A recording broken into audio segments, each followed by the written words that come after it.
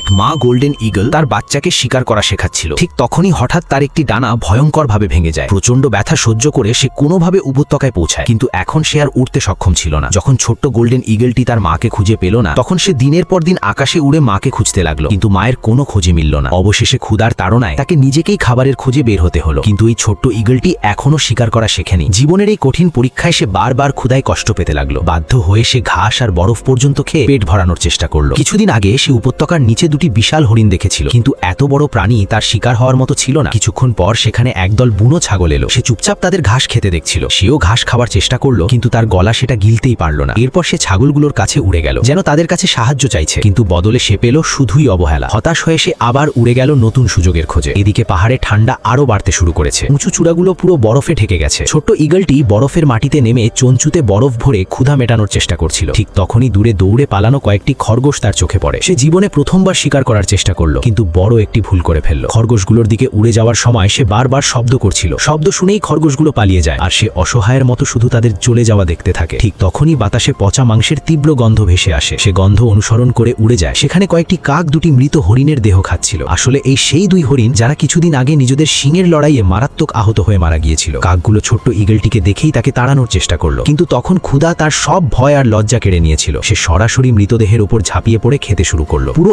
1 মাস পর এটাই ছিল তার প্রথম পেট ভরা খাবার। সেই রাতেই প্রবল তুষারপাতে পুরো জঙ্গল ঢেকে যায়। ঠিক তখন গাছের নিচে লুকিয়ে থাকা একটি খরগোশ তার চোখে পড়ে। সে আবার শিকার করার চেষ্টা করলো, কিন্তু এবার সাদা বরফের মধ্যে সে দিক হারিয়ে ফেলে এবং সরাসরি বরফে পড়ে যায়। তার ডানাগুলো পুরো ভিজে গিয়েছিল। সে সর্বশক্তি দিয়ে আবার উঠতে চেষ্টা করলো, কিন্তু আবারও বরফে পড়ে গেল। এখন তার ডানাগুলো পুরো ভিজে গেছে। প্রচন্ড ঠান্ডা থেকে বাঁচতে সে কোনোভাবে একটি গাছে উঠে বসে। এদিকে টানা তুষারপাতের কারণে পাহাড়ে ভয়ঙ্কর তুষারধস নেমে আসে। পাহাড়ের ঢালে থাকা অনেক বুনো প্রাণী বরফের সঙ্গে নিচে ভেসে যায়, কিন্তু ছোট্ট ঈগল আর কাকগুলোর জন্য এটা ছিল প্রকৃতির দেওয়া খাবার। এই মৃত প্রাণীগুলোই অনভিজ্ঞ ছোট্ট ঈগলটিকে পুরো শীতকাল বাঁচিয়ে রাখে। কিছুদিন পর হঠাৎ সে নিজের মাকে দেখতে পেল। এখন তার মা পুরোপুরি সুস্থ হয়ে গেছে এবং নতুন সঙ্গীর সঙ্গে নতুন বাসা তৈরি করছে। কিন্তু গোল্ডেন ঈগলের জগতে প্রজননের সময় বাসার কাছে আসা প্রতিটি প্রাণীকেই বিপদ হিসাবে দেখা হয়, এমনকি সেটা যদি তাদের নিজের সন্তানও হয়। ছোট্ট ঈগলটি এটা জানতো না। সে খুশি হয়ে মায়ের দিকে উড়ে গেল, কিন্তু মা তাকে নির্মমভাবে তাড়িয়ে দিল। এমনকি মায়ের নতুন সঙ্গীও তার উপর আক্রমণ করলো। তখন ছোট্ট ঈগলটি বুঝতে পারল তার পুরনো ঘর চিরতরে হারিয়ে গেছে। সময় কেটে যেতে লাগলো। ধীরে ধীরে বসন্ত এসে গেল। বরফ গলতে শুরু করলো,